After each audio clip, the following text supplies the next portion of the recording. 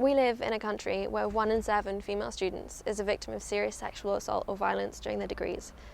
90% don't report to the police and 60% don't tell anybody at all. In light of recent controversy surrounding pro-rape pickup artist Roosh-V's attempt to rally his supporters at different points around the UK and one in Edinburgh, we decided to take a closer look at the problem, the attitudes that are fueling it, and what we should be doing to solve it.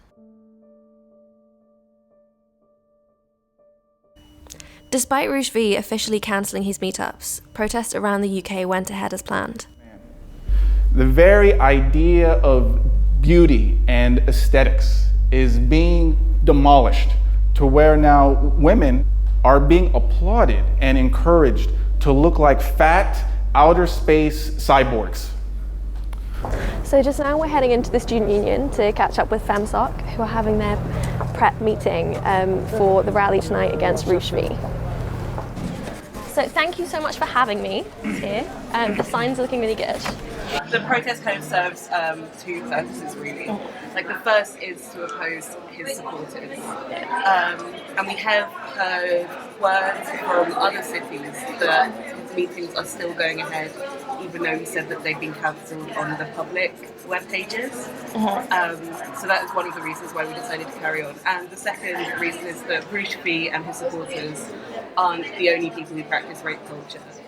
In 2014, the Edinburgh chapter of US-based fraternity Delta Kappa Epsilon hit headlines when minutes from their meetings were leaked. Controversial comments included jokes about raping the Edinburgh University Feminist Society, a proposed raping trip to Montenegro, and vulgar sexual comments about a female Edinburgh University student union representative. Despite becoming more aware of the pervasiveness of this issue, I was still shocked to hear personal stories from students as we were talking to them around campus. I know quite a few people that have been assaulted or just molested at the university, more than I actually know where I come from, where the rates of rape are quite high. Where are you from? India. Really? And you think that here the rates are higher than... No, I think that I know more people here that have been assaulted or molested. And actually, I know someone that was molested in the library as well. Really? On the 6th floor. Yes, yeah. So do you think that there's this kind of attitude that, like, it's a big problem in other countries, but we don't look at it enough here? Yes. Yeah. It's very much As an overlooked. international student, I would say, yeah, definitely. It is very much There has to be overlooked. something that needs to be done. Occur a bit, in a way, especially at the university. Like, I think that there should be more done to protect both male and female students. A lot of women experience it, even if it's just minor sexual assault like harassment or groping in clubs and stuff. But I mean, especially in my friend group, I know that quite a lot of people at least did receive some form of harassment in their lifetimes, even if it's not serious. And obviously we don't know how much people actually do because people don't want to talk about it. People don't report harassment, especially in like clubs and stuff, because it's kind of like par for the course. Like, they just think it happens and they're not gonna. There's no point in reporting I also it. think a lot of people think harassment is just like X or Y, that there's a big like spectrum of what harassment is.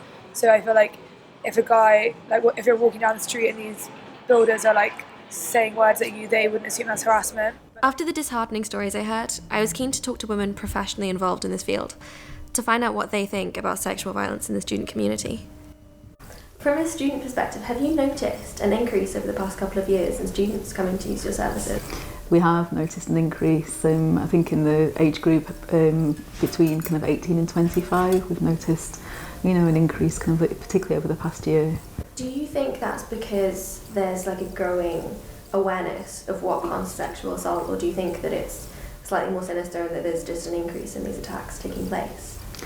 I think there's definitely a growing awareness in what constitutes sexual violence, in what consent is, you know, and isn't. So I think that's part of it. There's more kind of people coming forward, perhaps because there's been a heightened media awareness around kind of sexual violence and abuse, and I think that's, you know, certainly impacted on reports to the police, for example. But yeah, there's still really a long way to go. There's still a lot of awareness to raise. You know, it is a really significant issue and continues to be. After hearing about the full extent of the problem with sexual violence in UK universities through filming so far, I'm now just kind of wondering where the solution lies. Like, who has the responsibility for stopping this problem and what we can all do, because the statistics are insanely high. They're very scary. And I think that the traditional method of policing women's behaviour is not doing the job. I've always been told to, carry my keys when I'm walking home in the dark, to not wear clothes that are too revealing in case they lead people on, to always hold my drink. And yeah, those are things that I do, and those are things that I know the majority of my female friends a lot of the time will do too. But I've heard of students who have been attacked, who are friends, I've got friends who have been attacked. So this method isn't working, it's not good enough. And I think now I just want to look at what is going to be a better method, because there has to be something better. The Rape Crisis Centre told us about their prevention officer, Nadine, so I headed to talk to her to find out what she thinks is the best way to go about tackling this problem. It's about recognising and having a conversation amongst women about what it is to live in a patriarchal society, what it is to live within a rape culture where women do make these considerations and they do have these thoughts. When you go to your wardrobe, you should be able to think, which dress do I like the most? Which dress has got the best animal print on it, or whatever. But instead, women are looking at their clothes and thinking, which dress should I wear, and is that going to mean I'm going to get harassed, or what are people going to say? And ultimately, we're wanting to work towards a society where that doesn't happen.